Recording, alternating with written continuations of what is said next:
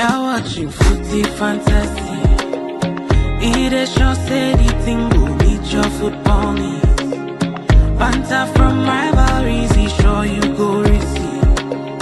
From EPL to Champions League, your eyes go see. It's Footy Fantasy. You're watching Footy Fantasy. Footy Fantasy. It is sure say the thing will meet your football need. Your football need. Banter from rivalries, he sure you go receive. Sure you go receive. From EPL to Champions League, your eyes go see. Your eyes go see. It's Footy Fantasy. Footy Fantasy.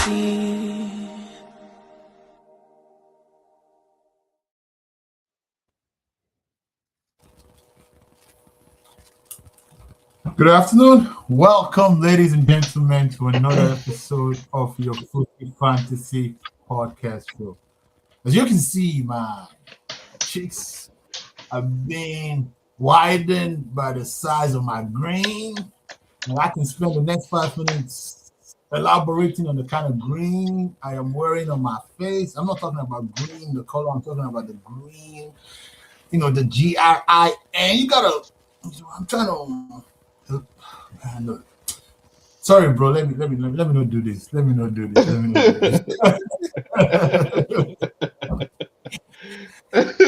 morning, good day, all. It's a beautiful day to be a football fan. We're here with you, talking about Premier League. Man, I'm a little bit flustered. It's been a great day, and my emotions are up and down. So please don't mind me. Let me catch myself. It's Footy Fantasy. We're on YouTube as Footy Fantasy, on Twitter as Footy80 Fantasy, Instagram as Footy Fantasy. We're everywhere. We're here on Sundays, the same time. Please subscribe, leave comments. Your comments are taken live. And if you've been here before, you're welcome. We've got some comments already, so I'm going to take those comments because those comments do not really relate to exactly what we're going to speak, but they're just talking generally about the mood of the day. So the first comment was from Okechukwu, because we started about 5 minutes late, and he goes, "It's 3:05. I'm waiting for this sport to start. I hope the Arsenal fans show up."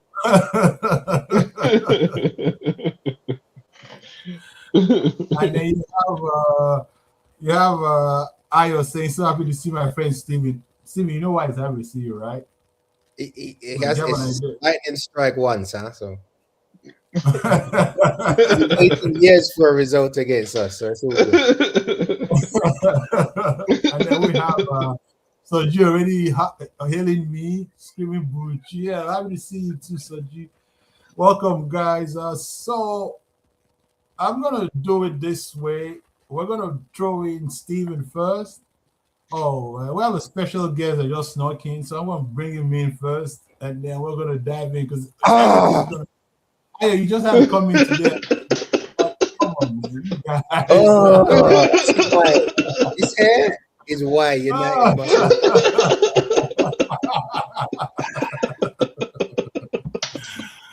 Oh my God! I love it. Standard. I love it. I'm just here to say, today, not just today, actually, all week, we're smoking on that Arsenal pack. You have all week because there's nothing else for you to do. You ain't gonna have more games on that Arsenal pack all week. Listen, all week. And we're drinking on Arsenal's tears all week. It tastes so good. Yeah. You can log in and watch the Champions League on Tuesday, Wednesday. It's okay. We have three of those things. It's okay. We have three of them. You can watch it on TV, innit? That's okay. I watch it. I pay for cable. Why would I watch it? I'm going to watch it. That's all I can say. I'm with my friend Steven. It's been so good. All season, most of my United fans have been calling me that Ayo is an undercover Arsenal fan. I'm like, I don't mind them winning it, but unprovoked. Steven will be trolling me. I'm like, why is this man trolling me? I'm not one of the United fans that doesn't even mind Arsenal winning. I said they've done it the organic way. But this man was trolling me just last week. And I was like, you're trolling me? You didn't know this was coming. I'm so happy. It's all good. It's all good. That's all I came to say. Enjoy your pod, my people. I love it. I love it. I love it. log on Tuesday and Wednesday and watch you guys while we're drinking. So, Stephen, we'll start with you. I want to hear what you have to say about today's game, because from my side, I'm disappointed in Arsenal's team. Yeah, I mean, it wasn't a great performance. It's probably the worst performance I think Arsenal have had, specifically in midfield and defense all season. I think, I don't know, for some reason they were very flustered, specifically once it went to 1-1 as well. Again, we're used to teams setting up the way United set up. Like, I think at one point in the first half, United had 20% possession. So we're used to teams doing that and waiting for us to make a mistake. So once we got the goal, I would have expected us to kind of like keep pressure on. I think the mistake came at a great time for United because it allowed them to kind of like, okay, shake. We know what the Emirates is like when Arsenal kind of like get under pressure. So they had a good end to the half. The goal came at a good time. And then I think in the second half, again, goal came at a good time in the first 10-ish minutes of the second half. And it was a good goal as well. It wasn't like it was enough to shake. You could imagine what the Emirates was like again when that goal went in. But again, I think United did a really good job in midfield. I think physically they were really strong. I don't think I've ever seen Saliba and Gabriel lose that many second balls to a team. And again, it was Mbeumo. I don't think he won a single header, but he was causing them all sorts of trouble, just backing in and physically causing a lot of second balls. And those second balls kept falling to United, which is unusual for us, right? I think Zubimendi struggled. I think you don't see him make that mistake if he wasn't physically in a tough game. So I think United did a really good job. I think the two goals, specifically the second and the third one, you can't do anything about when guys are putting balls in the top and the bottom corner like that. So again, it's like well done to United in terms of the game. In terms of the league, don't think it makes any difference from an Arsenal perspective because of the consistency that we have. I think that's the first loss we've had at home in like 24 or 25 games. I think the last time we lost at home was May last year or something stupid. So again, so long as Arsenal don't turn it into a crisis, Arsenal will be fine. And when I say Arsenal, I don't mean the team, I mean the fans, because it's just people don't seem to have like rational responses when Arsenal drop points. It's like the way they're set up right now, no team, and this is not emotion, this is fact. No team has ever won the Premier League losing more than 6 games in a season. Villa and Aston and City, they've already lost 5, which means they have to go the whole season and not lose 2 more games to win the league. And I can't see Arsenal dropping that many points. So again, it's a tough one. You take it, you move on. We've got Leeds away in the next league game. Hopefully we rotate a lot in the Champions League in midweek and we just keep moving. But again, from an attacking perspective, Arteta has to let this team play more. I think where people sit back and allow us to have the ball because they're afraid of us in that way. They know we're good enough on the ball, but so people sit there and they wait for us to make a mistake. And I think we start games too cautious, and then we end up chasing if we get into a bad situation where someone gets a goal first, or if we get into a situation where we're chasing the game, which is what the other team want. So I think he just got to let them play, like go for teams. Like when they're giving us 80% possession, 70% possession, and you've got Odegaard and Eze and Saka, you just got to play. And I don't think we're not direct enough early enough in games, and it costs us today.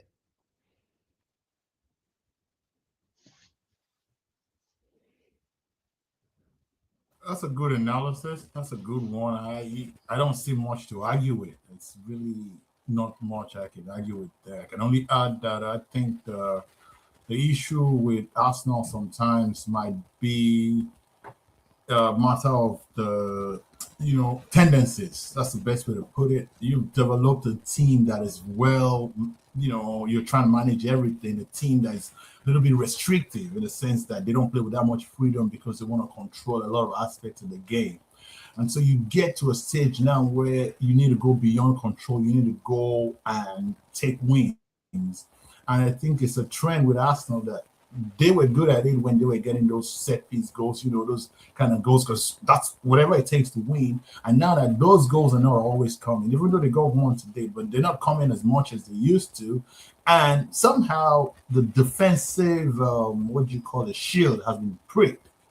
And so that little period where they're conceding goals, but like before, they would win games 1-1-0, 1-0, 1-0. But that's the crazy thing. You say the defensive shield has been pricked. That back four still hasn't played together, the whole unit, this season, really. Like, we haven't been able to play Calafiori, Saliba, Gabriel, and Timber in their positions together in the league for ages. It's always a Hincapié coming in, and the guys are doing their jobs, right? It's not like, and even today, when teams score against us, it's worldies. Szoboszlai free kick, Dorgu today, Cunha today. Those aren't normal goals. Like, people are belting balls around people from 30 yards. Like, it's not goals where they're tapping in. And obviously, they made a mistake on the first one. That one, I would 100% say to the defense, and even Zubimendi specifically, I don't know what he was trying to do there. But again, it's that mentality where 1-0 up, he's trying to keep possession of the ball first versus trying to go forward, and that made the mistake. So that's what I mean. It's a mentality thing from Arteta with the team, is that, to your point, they want to control everything. 9 times out of 10, they control everything. But they need to be, especially now, because like I said, if Man City have to win 15 or 16 games, Villa have to win 15 or 16 games, and Arsenal can afford to drop points in 2 or 3. So just go for the wins. Like, the worst thing you can take is a draw in a game now. You are the only team that have any wiggle room. So just go for people. If they're going to sit there on the edge of the 18-yard box, pepper them. You don't have to worry about dropping a goal here and having to draw a game or 2. You're not in that position. Aston Villa and Man City have to win every week. You don't have to. So just go for it. There's no pressure. That's why when people are talking about Arsenal, that's a fair one. That's a fair one. It's not pressure. I just think it's the system that we play is about control, and everybody. I haven't seen the only teams that play against Arsenal, the teams in Europe. There is pressure. There is pressure. There's pressure, Steven, but what I'm saying is, even though you don't, because you might not see it. Of course, but what I'm saying is there's pressure because of the circumstances. No, what I'm saying, I get what you're saying about pressure. What you're saying about pressure, I agree. The pressure is right. There's pressure because you're trying to win the league. That's pressure. But there's another kind of pressure that Arsenal has, special to Arsenal, which you mentioned that the way it is at Emirates when Arsenal concede. It's not because the fans are the worst fans on earth. It's because the fans are naturally afraid. Of course. Before we started this pod, we were telling you that Arsenal is still the best. We were saying it that, why are people afraid that everybody around Arsenal is stuttering? But that doesn't mean anything to Arsenal fans. Because an Arsenal fan is looking, no, this happens every year. So the Arsenal fan has that kind of pressure. It shouldn't mean anything to Arsenal fans. It puts on the team. It drops today. It's like they lost a final. That's what I'm saying. It shouldn't mean anything to Arsenal fans, but it will. So because maybe that pressure is different. Yeah. Of course. It's not the team. Like I said, I don't think Arteta's in the dressing room right now throwing things and talking about, like, he's going to look at the mistakes we made. Why did we make the mistake? And then he's going to look at the data on underlying data in the game and go, we had 50-60% possession. They scored from 2 worldies again. We gave them the equalizer. That's what he's going to be saying. You can't make mistakes like that. He's going to be focused on that. He's not going to be focused on the points. He's not going to be focused on whether Man City are going to. That's the fans. The fans are in their heads about this whole thing. And again, like I said, just look at the data. You got to win. If you lose 6 to 7 games, the only team in the history of the Premier League that's won it is Blackburn Rovers, and they lost 7 games. There's no argument about the data. Nobody who really looks at the data is worried about Arsenal. Let's forget about the data. The data is only going in one direction. I'm just trying to express my ideas about the feelings. Because the feelings around a football team is always different from the data. But that's what I'm saying. Inside, but let's move on. Fans are all over the place. Yeah. Yeah, I'm just Yeah. just to add to what you guys are. That's fair. Yeah. Right. Just to add to what you've said, in terms of the game today, I think what you're right, they were trying to control the game. But I think my criticism for the Arsenal team, on top of what you've just said about control, is it's overall it's a good strategy to always be in control of the game, because football is a game where it's a game that can largely be down to luck. So if you're in control most of the time, more often than not, you will eventually end up winning over a large number of games. So my point is, it's a good strategy, but it appears that there's no plan B. So before our first goal today, they had made 3 or 4 defensive mistakes. That the Bruno one that didn't end up being a goal. I think Umbuemo had a chance that also wasn't a goal, and then eventually we ended up scoring, equalizing from that defensive mistake. So my point is, if you have 2 near misses like that, there should be like a plan to say, okay, we are playing with fire here. Let's switch. Let's change what we're doing. But it's easier said than done, because obviously we're not in the game, we're not in the situation, we're not being watched by 500 million people around the world. We don't have the weight of the occasion on our shoulders. But I think that's what should happen. When you have near misses, you should be able to switch how you play. You should be able to switch to say, okay, I think we're inviting these guys to press us, because honestly, United are good at pressing. Our forwards are good at pressing. So the Arsenal team should have known that, not to play from the back. And that's why they paid for it. But even what I'm saying, the point about the play from the back, the goals actually weren't from playing from the back. It was basic mistakes. Like, it was a simple pass for Zubimendi to play. He could have even taken the ball and turned to the line and played the ball forward, but he was so intent on keeping possession that he decided to try and play a first-time pass off balance back to Raya. So again, it wasn't about pressing.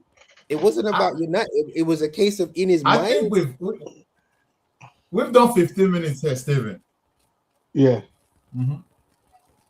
We've done 15 minutes here and we're making a mistake, all of us. And that mistake is this, right? I think there's a trend we're going through, because I started it, and that's why I'm calling it out there. We're talking about what Arsenal did wrong. We're not talking about what United did right. I'm talking about what United did, because United actually played Arsenal well. Yeah. We didn't just sit back. I'm going to take some comments, and we'll come back and talk about what United did. Because I think United actually contributed. United made Arsenal play bad a lot of times in that game. Even though Arsenal had all the possession, sometimes it looked like they were trying to get Arsenal into positions where they could pick them off. But let me take the comments, and you guys will tell me what you think about that. So I'll go back to the beginning, because the comments guys are very, very excited about today. And Arsenal, you guys have a lot of haters. I mean, like SJ said, Soji said this is £1 billion Stoke City FC, set piece FC. And then Dimeji said, "Oh, that's Dimeji Zola." He goes, "Not the cigar. Are you on fire? I can't imagine what Oga Kwame will be like, laughing my ass off." Like, let me be very honest, man. You guys don't want to watch that video. Kanjola is preparing it right now. You don't want to watch it. I mean, if you're in misery, don't watch it. That's the best advice I give you, because I'll buy some tissues. Arsenal said, Arsenal are in pole position, to be fair, mostly because City are even more inconsistent. City is inconsistent. Aston Villa is inconsistent. Arsenal lost 7 points in January. City lost 7. Aston Villa lost 5. These guys are not catching Arsenal the way they're playing. Let's be honest. Akinola goes, Vucci shocked them all. Look, we know that wherever Arsenal fans are crying right now, good afternoon. Oh, that's a very, very spicy good afternoon. And he goes, Good afternoon, citizens of the comment section. We are here.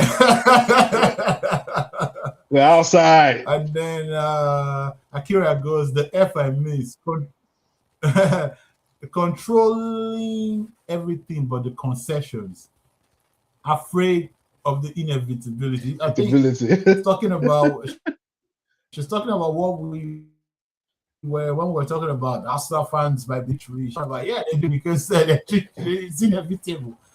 And then so this time you didn't give us that equalizer. We pressed you into an error. It was exactly. I don't get what when you're saying that we didn't press. Yeah. And then Akira goes, football defy data if you give it a chance. The data focus is only pointing to a larger mentality issue. I agree. If Arsenal don't cross this hump, if Arsenal lose another game, they don't win against Leeds, this becomes a crisis.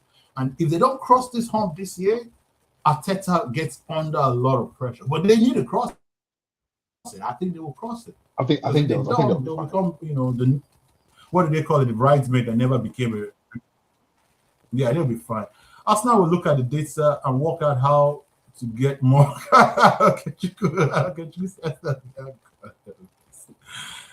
Akira said, maintaining control and maintaining critical control. It's easier to maintain control when teams let you have it. This focus on maintaining control leads to tunnel visioning into errors.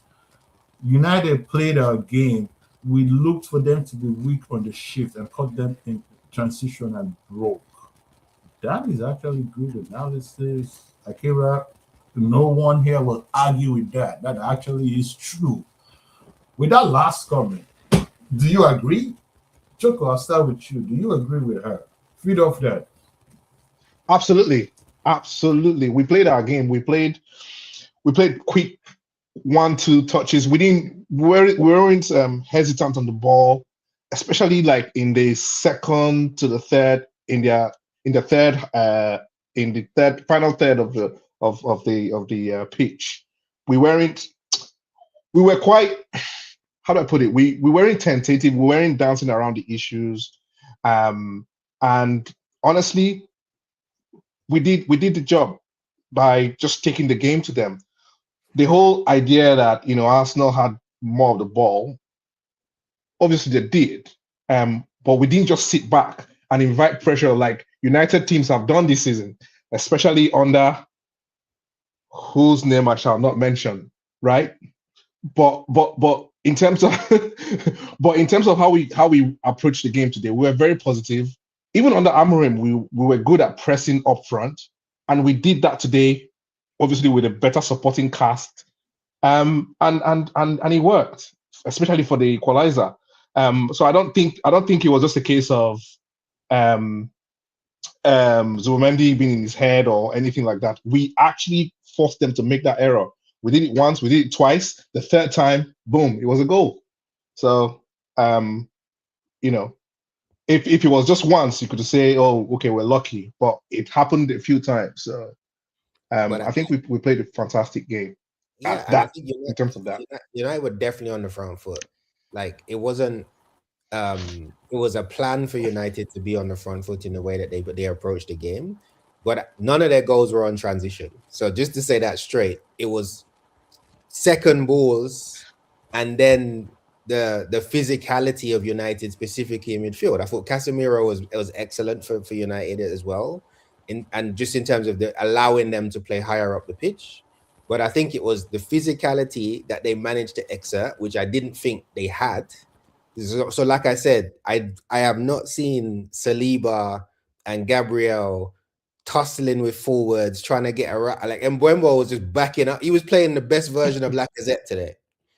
And again, he was effective because he was in their heads. They were trying to win the ball around him versus just going and winning the ball, which is what they would normally do. And that created a lot of second balls in midfield. Even the second goal, again, loose from Marino, loose in midfield, ball breaks, clever 1-2. So great play between Bruno and Dogu, and then it's a great goal. But I just don't think physically Arsenal they didn't expect United to be that physical with them in midfield, I don't think, today, and they got caught. But there was no transition goal scored by United today. Not one. That's what shocks me, man. What shocks me is not this thing you're saying is actually very shocking. And if there's anything, if there's a crisis that comes out of this period, this December festive period for Arsenal, it's that what you just said. Arsenal are one of the stronger physical teams. They're one of the guys that actually want that physicality. Like you look at Timber, Rice, Calafiori, Saliba, Gabriel, they come into the field, they want to fight. Yeah, in certain areas is a battering ram. But that's the difference. We didn't start the game with Gyökeres. Mm-hmm. We didn't start the game with Marino. We didn't start the game. So Zubimendi was the one. That's what I'm saying. He doesn't deal well with physicality. He's had issues already this season against teams that have roughed us up in midfield. So when you've got Odegaard and Zubimendi and Gabriel Jesus, look at what happened as soon as they put on Gyökeres and he was going up against Martinez. Martinez didn't lose a single header in the first half. Soon as Gyökeres comes up, the ball's bouncing off him. We're getting down the channels all of a sudden. So it was a physical thing. And I think United did it for the whole 90 minutes. Even with the substitutions, they still managed to, from a physical perspective, win the duels, more duels than Arsenal, and they won the game.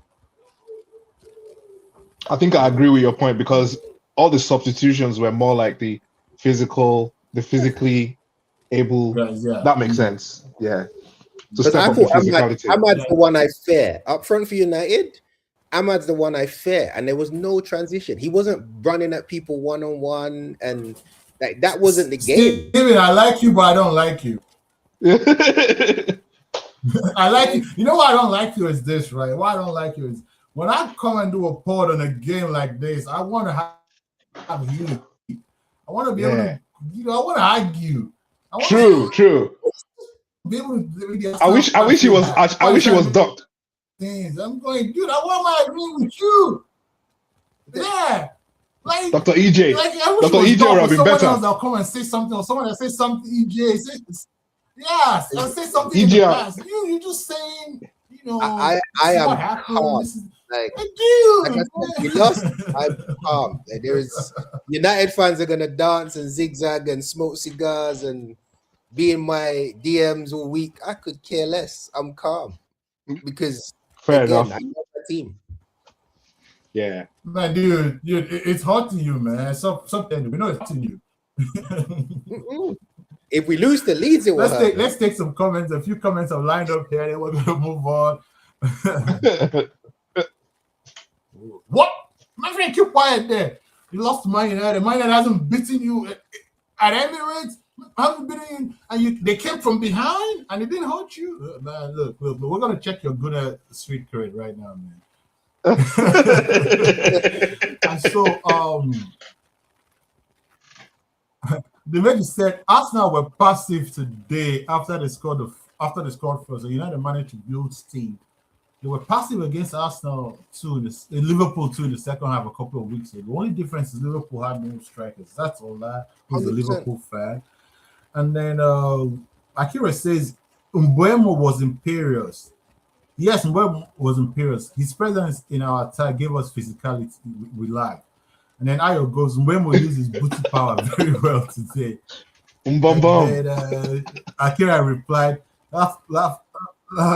He brought his gear. And then Ayo goes, I think Arsenal playing so many games in the last few weeks can always catch up to even the most physical team. Yeah, that's right. But a lot of teams also played a lot of games. It's just one. But I don't give Arsenal that excuse. They have a large squad. Yeah, they have a larger squad than most teams, so it shouldn't be. That's why I always wondered why y'all were chasing for Zubimendi for so many years. That's Akira. One, the manager loves him. Two, he's great with the ball. I think he just needs to get used to the league. Like, he goes. He doesn't seem to be rock solid. Arsenal need in midfield. Yeah, that's right. But his control of the game is good though. And then she goes, props to Arsenal, to Carrick and Ahmad, because they both knew the Arsenal team would be playing for him and decided he would be a lad this game. Okay, I don't understand that. And then Oga Kwame comes in. Ooh, goes, oh, these man them choke at every opportunity, choking like they've been sucking on a big fat Okay,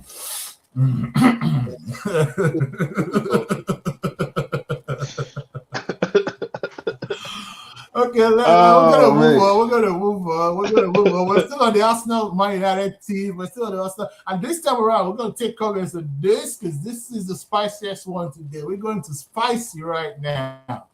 Combined 11 of Man United 08 team that won the treble and Arsenal 25-26 team. Before we start, I'm going to put a caveat, and that is this, right? I'm only doing this for academic reasons because this is nonsense. Yeah, I mean, it's an insult, disrespectful. It is nonsense. Please, I mean, it's nonsense. Like, you know, like, it shouldn't even come out. If the Arsenal team wins the league, the idea can come up. If they win the Champions League, the idea. But this conversation, we're only doing it because we're in social media generation. Because, man, this is nonsense. But please, if the question should be reframed this way, so I'll reframe it so that we can then answer it quickly. What Arsenal player would you pick and put into the Man United team? Now, it doesn't have to make the 11 because I think putting a player at that 11 is difficult. But maybe get on the bench or come in and really make something on that team. Because left for me, I'm saying it, there's no Arsenal player in this Arsenal team, first 11, that gets into that Man United first 11. We can list them and you see why. The gap is so much. Yeah, like I said, from a squad perspective. So is anyone that can put a player in that? Mm-hmm. Yeah, I think that again, if we're talking squad, you're probably looking at the defense from Arsenal, like in a squad situation, but I don't think any of them really get in the first 11 because you're talking what was it? Vidic, Ferdinand, Evra, like Rio, like Evra. I mean, it's a serious that United team, especially Rooney, like again, it's not a serious conversation. Yeah, given Kyrie, Hargreaves, Scholes. I think Rice, Timber, one of the two centre backs, and Saka. That's probably all we're talking. And Saka, in terms of a squad, those are the only Arsenal players. Saka. Those are the only 3 Arsenal players I've got. I've got Timber because I think you might get a sneak, on the right. Right back. Right back. Yeah.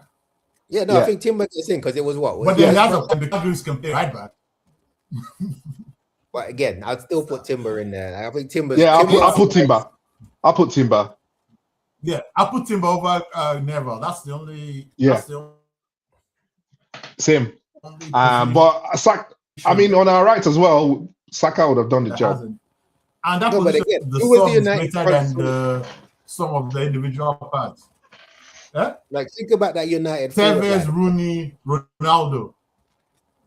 Yeah? Like, the squad Tevez, of the front Rooney, three. Ronaldo. That 3? Yeah. Like, yes. That's a front 3. Yeah. Like, then Hargreaves, Kyrie, Scholes, and then Hargreaves or Jason Pack. Like I said, Rice in the midfield from a squad perspective, I would argue.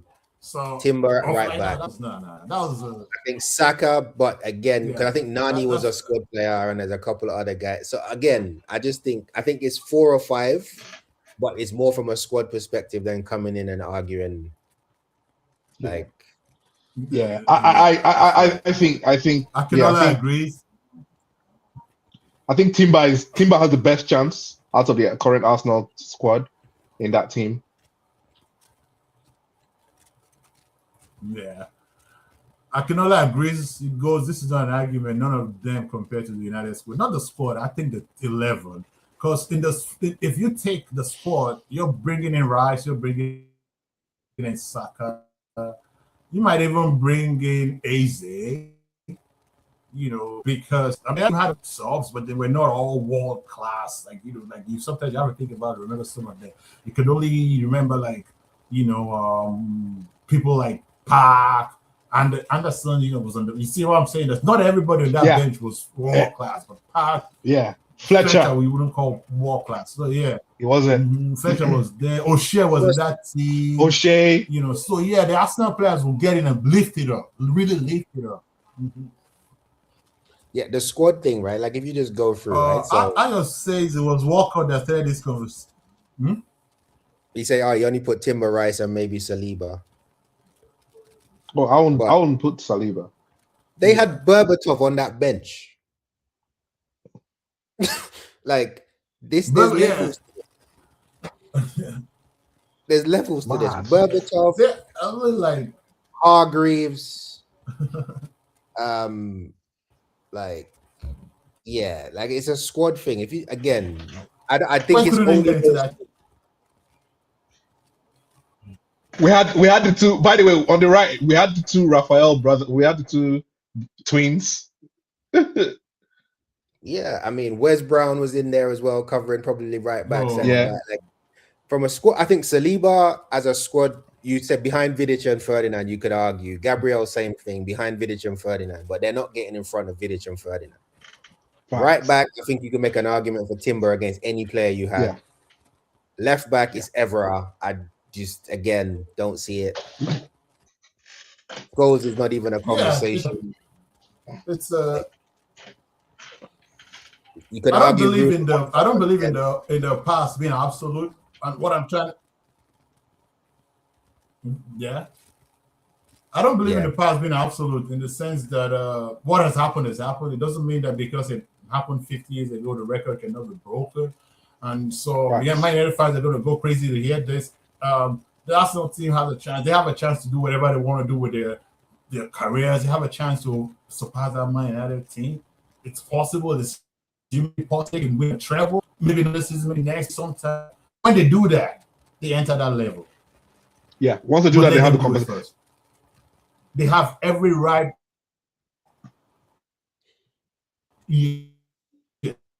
But my argument, because they're a good team. I'm not by comparing to people legends for nothing. Let's taking everything about legends so easy. No, legends are legends for a reason. They climbed Mount Everest. So when you get there, you can, Yeah, I think they'd have to do it for a couple of years. Even if they were we're to gonna win, move on a bit. Yeah. like even if they were to win a couple of leagues, a cups or whatever this year, they still have to do it for a couple of years to compare to that side. That's a fair one. And I'm gonna take these comments quickly. 2 more comments popping in. Come on, man. I love my United fans today. The King Fat says Mendy's back pass was the best assist we've seen all season. Finally, some class from the Arsenal midfield. And then okay, Chuku comes and says Berbatov was at Spurs at 0708. That's right. I think he came after Ronaldo left. I don't think Rafael and Fabio made their United debuts yet, and never was not in the Champions League match day squad. No, never was in the team. It's a whole team. He might not be in the match, but he was in the team. Fabio and Rafael were already playing for the United. They were. Rafael and Fabio won the Champions League. Yeah. Yep. Yeah, they won the Champions League, and that was the only Champions League. That was the last Champions League Man United won. Berbatov was not there in 08. Team by depth over Brown, Rice over Hargreaves. Okay, that's fair enough. Better question is which Arsenal player is 25 to 26 and get into the United 25 26? Oh, come on, man. Look, just take Bruno. See, flip it. Just take Bruno. Take Bruno. Remove AJ or somebody. Just take Bruno and keep it moving.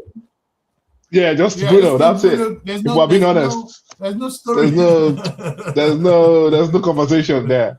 And then they go. Those are stupid. Okay, now we're gonna move on to something a little bit academic. We're gonna predict the top 8 teams of the Champions League group stages. If you need any help, I can pull up the table and let you all know who's at the top, who's at what positions, and then we can then dive into it. I know Arsenal have qualified. right? Yeah, I think we have to look at the games as well, right? Okay. Like the round of games, because like Chelsea are playing Napoli. Like there's a couple of games that will determine who gets in. Yeah, it's one game to go. Yeah, just one game left. Arsenal has qualified, and they are very safe from basically it's Arsenal and Bayern Munich in. Yeah. Then then you have Real Madrid, Liverpool, Spurs, PSG, Newcastle, and Chelsea, Tottenham, yeah. Barcelona, Sporting, Man City, Atletico, Carberg. Atlanta.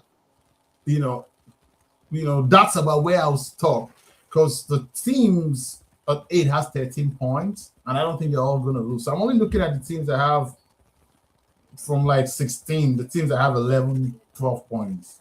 The rest are not catching up.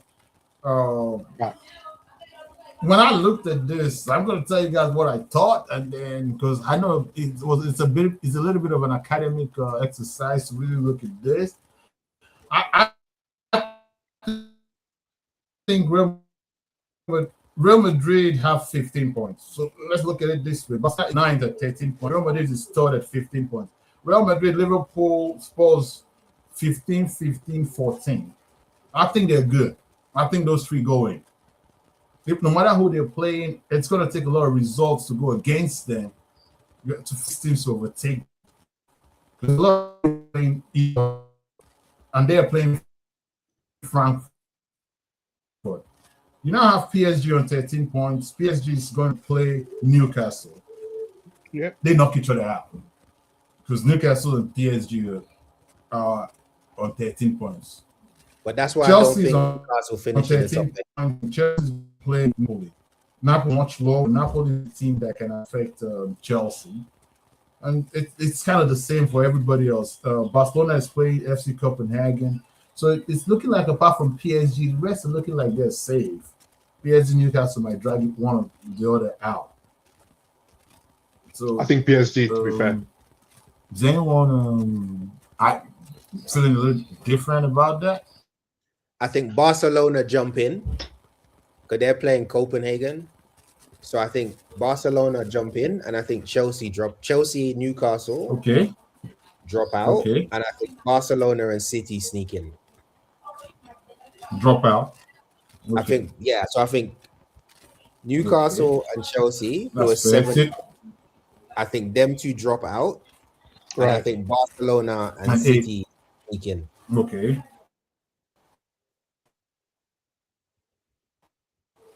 Like City are playing Galatasaray at home. It's not easy, but I think at home, desperate, they get a result. And then Chelsea are away to Napoli, and Newcastle are playing PSG. I just going. Yeah. Napoli hasn't really. The current coach hasn't. Conte hasn't got like a good Champions League record though. So I'm thinking it's Chelsea though. Like they're so schizophrenic. I know. So it depends on the Chelsea team that turns up on that day. Exactly. Like, Bucci, you were going to say something. Yeah, but Conte still has a chance of making it though. Yeah, it's just that he seems to have a ceiling. Napoli has a chance of getting into the top 16. Yeah, so they might it's just still that fight for it because they're just outside. A win puts them into the top 16. They might fight for it. They might really. And they're at home as well, right?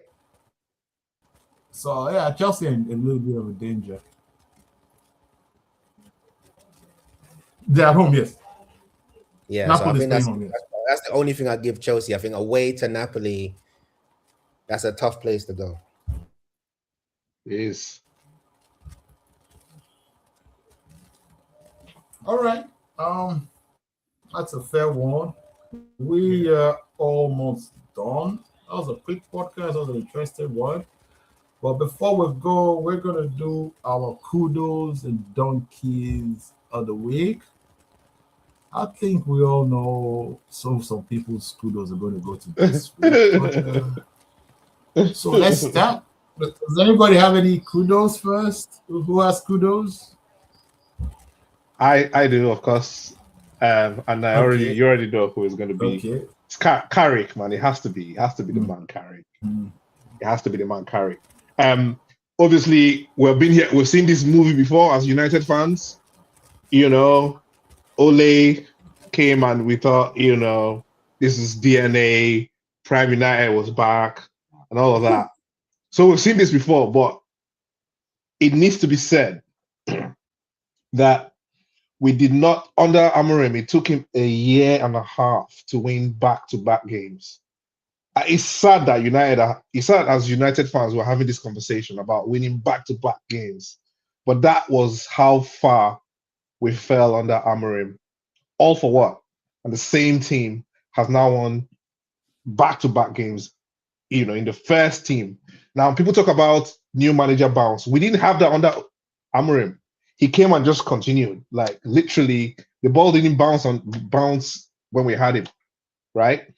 And then Fletcher, the 2 or 3 games he managed, there was no manager bounce. So, I don't care. I don't care if people say it's a manager bounce. I just love it at the moment. So he gets my kudos of the week. It's just straightforward. Honestly, no one has stood out for me in terms of, well, we're talking about kudos now, so I'm going to end it there. When it gets, I don't have any donkey of the week if I'm going to be honest. But I have one. Kudos. My kudos is to the man called Carrick. No, I'll give Carrick kudos because again, you come in as an interim even, and you got Man City and Arsenal as your first 2 games, and you come away with 6 points. I mean, it can't go much better than that for someone, I don't think. And again, it's kind of thrown the league a bit open again. So from a neutral perspective, I'd imagine everybody's quite happy that he's done what he's done over the last couple of weeks. So I would definitely give him the kudos. And then from a donkey perspective, I have to go to Van Dijk because, again, I cannot, like that game yesterday, some of the defending in that game from him, like the first goal. Hold your donkey. Stevie, hold your donkey. Let's finish kudos and then we'll go to donkey. Hold it. I'll take this comments. I'll do my kudos and I'll take the comments and we'll do donkeys and then we'll end it. That's how we end it. So you start your donkey and me, my bad. There's a delay when I'm speaking. I don't know why. Yeah, for some weird reason. SJ goes kudos to Carrick, donkey to Amorim. Then Ayo goes kudos is Michael Carrick, and Patrick China is Zekbere dog. And the whole United team. Okay. My kudos goes to 2 people. I'm gonna go some West African flavor. I want to praise my brothers this week. The plantain boy of Cameroon, Mbeumo, after suffering in the African jungle, was supposed to come back and say, please give me a week off. Let me rest my leg. I've been running, especially after running for nothing in that African heat. Went to Morocco and these people were trying to, use psychological tactics to kick us out of the country, out of the tournament. But I came back here and guess what? This man came up and met a team in this array, but said, no, boys, okay. I'm here now. So comment the hour, comment the man. I give it to him to score as a Man United player, also a Man United fan. Manchester Derby, Emirates Stadium, back-to-back. First season as a striker, when he came to this team, people were asking, why buy a guy that age for that amount of money? You should be building and that. And he has come and said, I am here to do it, and he did it. So kudos to that. That's his best moment, but it's time to give him praise for that. The other guy is somebody I mentioned, Patrick Dogu. Man United fans have been on this guy. They've been on him. Sometimes we have this mistake we make as football fans where we don't have patience to let people grow. Oh, they've come to a team, they should be ready from day one. But he wasn't ready. He was growing. He showed some flashes. He was making mistakes. And guys started saying, this was a guy that was bought so cheap. He was clear. It was the future buy. They were going to train him, but people. And then now, all of a sudden, he's that flavor of the month because he's popping up with winning goals with this. He scored the same thing with the Burma did. He scored in the Manchester Derby. winning goal or decisive goal, and then here he scores one of the best goals of the season at Emirates Stadium. Now, I'm not trying to over elaborate, but I'm saying why I'm picking these two guys, because a lot of people deserve praise, but these two guys, because of the circumstances in which they perform, that's why I give them praise. And every other person kudos all lines and say Manchester United is the team of the week, getting all the high praise to go and win at Emirates, to win at Emirates, and then beat Man City, shocked everybody, shocked the league. But please don't forget, it's only new. We don't know what's happening. So get excited today, but please don't tell me we're winning the league. Please, please, please. I'll start with my donkey, and then give it to you, Stevie.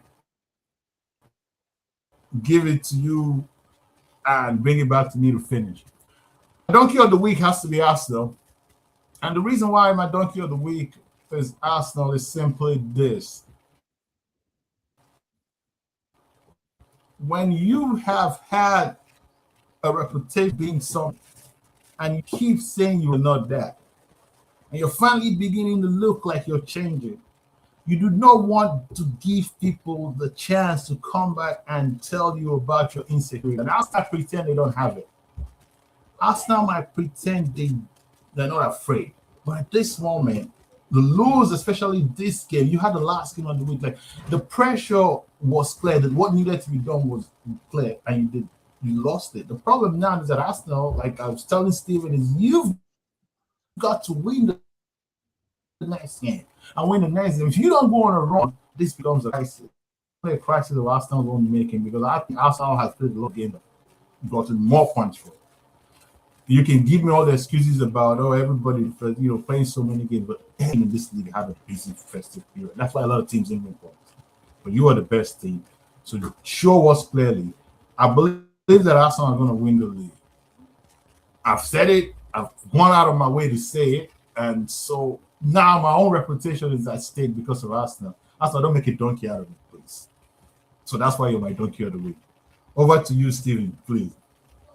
Yeah, well, I think, like I said, from my side, I'm gonna go with Van Dijk and Liverpool. In response to what you're saying as well, we've been there before, because when we lost to Aston Villa, that was supposed to be the derailer. We came back, we win 3 games in a row after that. Close games, but we will win. So it depends on how they respond, to your point. But that's the difference between Arsenal and everybody else in this league. Is like we will bounce back after a bad result, and we don't. When we play badly, we don't lose normally. We draw. Even today, we could have gotten away with a 2-2 draw, right? So I'm not worried about that. I think from my side, Van Dijk, I just think the whole situation with Liverpool is really funny, because at the start of the season, when they spent the 400 million, 300 million, whatever it was, I said they didn't invest in what they actually needed. And that's been the story of the season for them. They needed midfield, reinforcement. They needed to do something in the defense. And they bought 2 forwards they didn't really need. And now you look at the team and you look at the depth, which is kind of what you were saying about number of games. You've got your manager complaining about how many games they've had to play over the festive period. You spent 300, 400 million and you don't have a squad. That's on you. And just the way that they're playing, and Van Dijk in particular, given his status, again, he's had to play a lot of games. There's a circumstances with what's happened with the death in the team and all the rest of it, but he just doesn't look like a player that's at the level, right? And the first goal yesterday was just comical at some point. So he's the donkey for that, just because of just the way he's playing and just, again, just doesn't look like Van Dijk.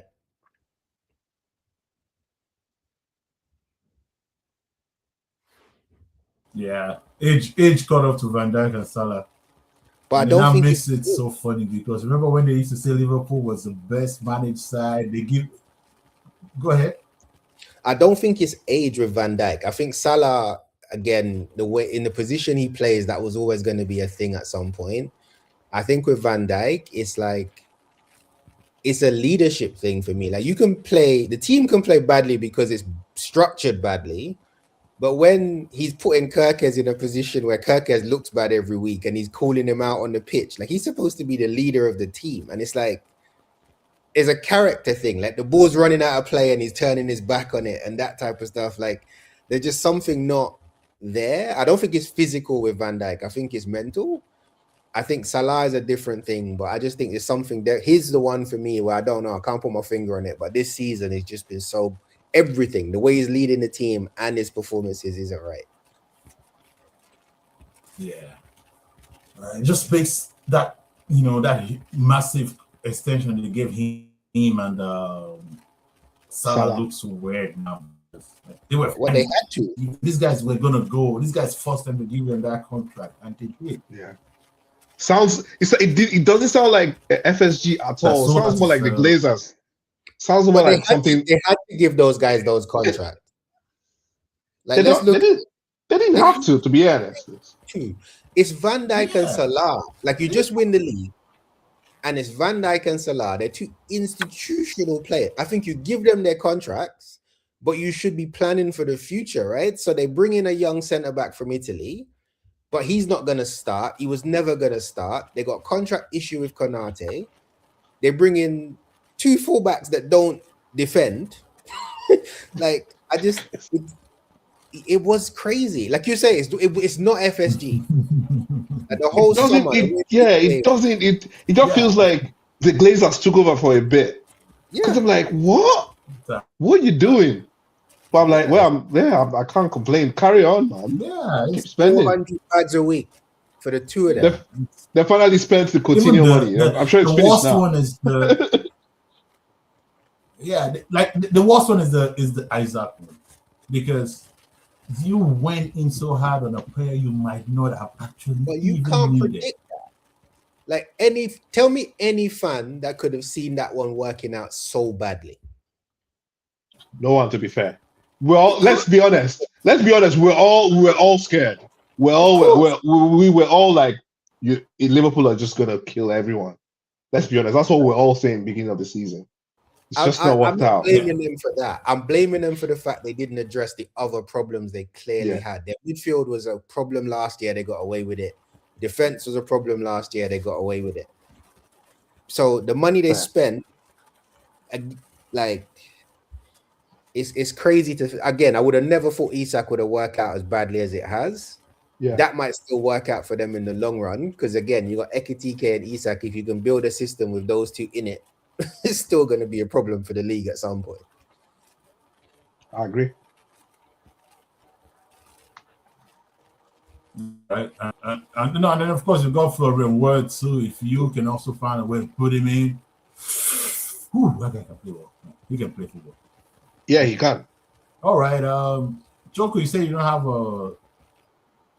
I don't have a donkey. I agree with his donkey though, but I don't have a donkey to be fair. Honestly, like I thought about this because like no one stood out to me. I didn't watch the Liverpool game. To be honest with you, I'll be honest.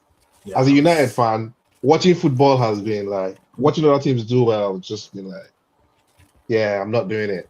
I've not really watched a lot of football this season because like it's just been torture. So like I'm just focused. I honestly like, with Carrick now, I watched our last two games.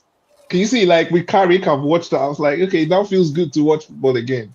But yeah, I'm being very honest. Like watching football has been. Let me tell you something. Don't set yourself up for a fall. Please, try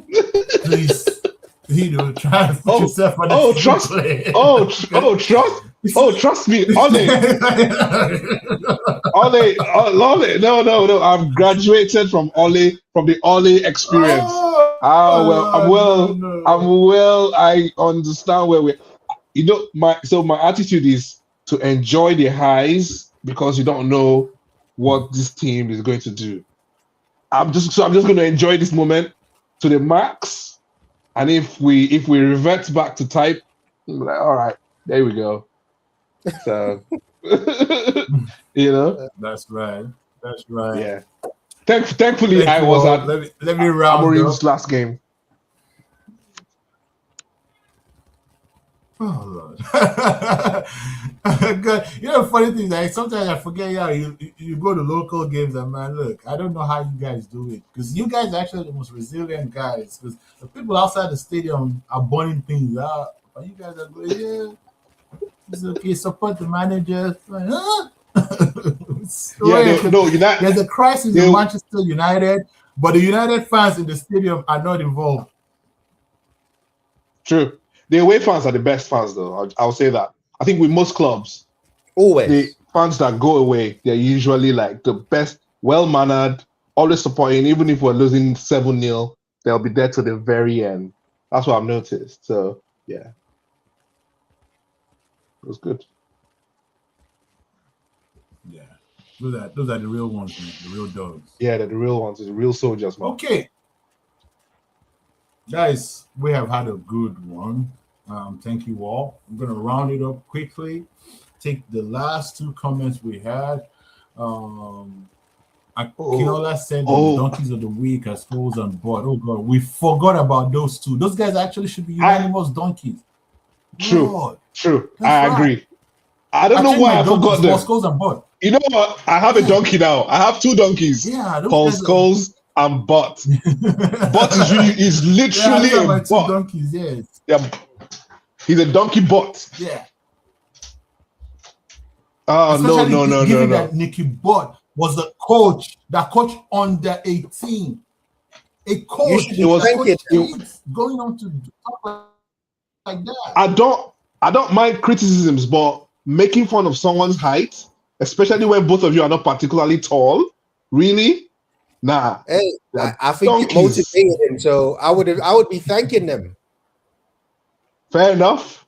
Martinez took it as motivation, so fair.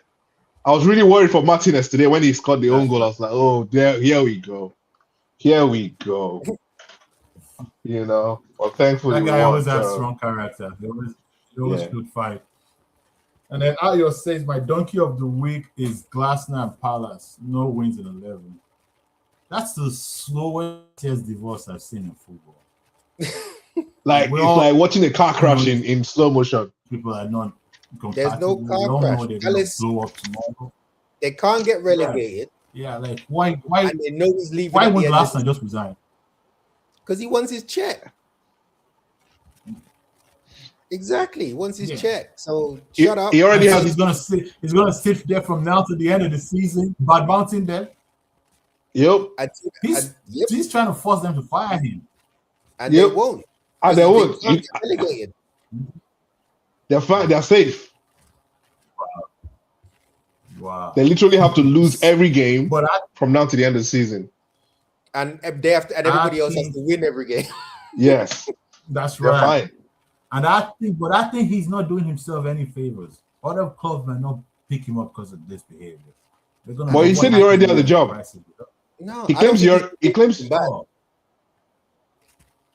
Has his behavior been bad? No, I can't blame him. To be fair,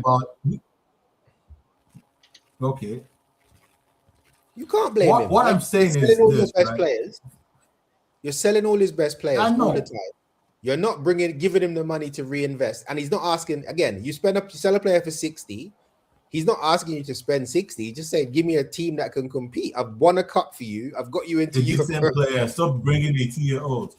Yeah, like give me a team that can compete at the and level then to also add, they're selling them mid-season. Come on, who does that? But again, let's be fair to the club. Magehi had to go now. Else you'll go free. He had to go. Fair. Like you can't let him go for free when City are paying. Yeah, 30 fair.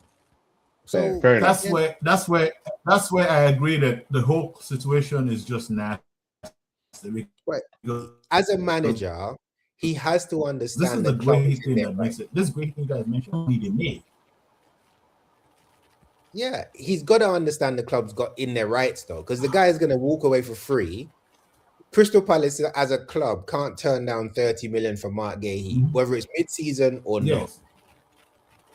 But they should have sold him last summer for 60, not 24 now. But again, that he was kicking off in the summer. So that's what I'm It's a saying. You shame, can't though. blame It's a the club. He was kicking off in the summer. They kept him, right? They won the FA Cup. He was kicking off. They were going to sell him. He kicked off, said he was going to resign. They kept Gahey. They're mid-table now, and they got a 30 million offer on the table, or the guy walks away for free. What do you want them to do now? If he was in the top 6 challenging for Europe again, maybe they don't sell him. Yeah. You can't blame the club. Sometimes I think, But you know what it is though? I'm not a football director. Usually, when clubs go through what Crystal Palace is doing now, usually 2 or 3 seasons down the road, they are usually in the relegation zone. 100%. They usually end up, they just go down. So they might get away with it for 1 season, but if they carry on like this, they'll be talking relegation. Next season for sure. If they sell Mateta, right? I mean, we don't have to go far. Look at Wolves. Yeah, they'll go. That's it. That's all. Look at Wolves. Yeah. Look at Wolves. It's the same thing. All right, guys. All right. Thank you all for coming. What a very good one. The quality has been.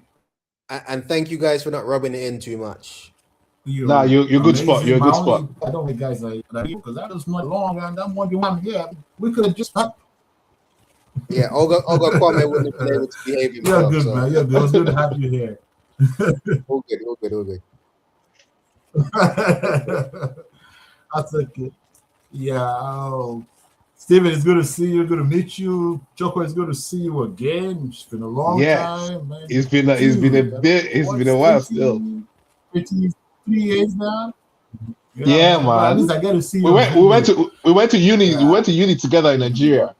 Me and Buchi. Yeah. Well, we didn't come. Like he left. I stayed back. we were there for 3 good years together, man. Yes. Wow. From pre-degree days so to it's good to see you guys. 200. Same here, man. For them, man. Yeah, I was talking to Banky a few days ago. I owe him a phone call. He keeps telling me to call him. The guys that left the comments, I want to thank you all. The guys that are watching behind that didn't leave any comments, I want to thank you guys. I can't name you because you didn't leave comments, so I'm going to just reel off the names of the guys that left comments. Okay, Chuku, Ayo, you remember the house, I shouldn't even name you. Soji, Dimeji, that's Ola. Thank you again. Akira, I'm going to give special shout out to you. Your comments were actually so tactically, like you were incisive. We just used your comment to, buff up our topic. So thank you for those comments. Akinola, you are always here. Every week we shout you out. So thank you again. Steven, once again, I want to thank you for coming. It's my first time meeting you, but you are really, really, the way you talk is good. I like it. Choco, you always talk like this, so nothing new there. Ladies and gentlemen, thank you. Thank you for coming on again. We are Footy Fantasy, and we are on YouTube, on Twitter, and Facebook. We are here every Sunday the same time. We have a rotating panel of hosts, so I won't be here for another couple weeks, but the show will go on. We rotate our guests, we rotate our hosts. Please come on. We have a good time here. Leave your comments. Remember to subscribe, like, share, and see you next week. Have a good week, guys. You're watching Footy Fantasy. It is your steady thing, go meet your football needs. Banter from rivalries, he sure you go receive. From EPL to Champions League, your eyes go see. It's Footy Fantasy. You're watching Footy Fantasy. Footy Fantasy. It is your steady thing, go meet your football needs. Your football needs. Banter from rivalries, he sure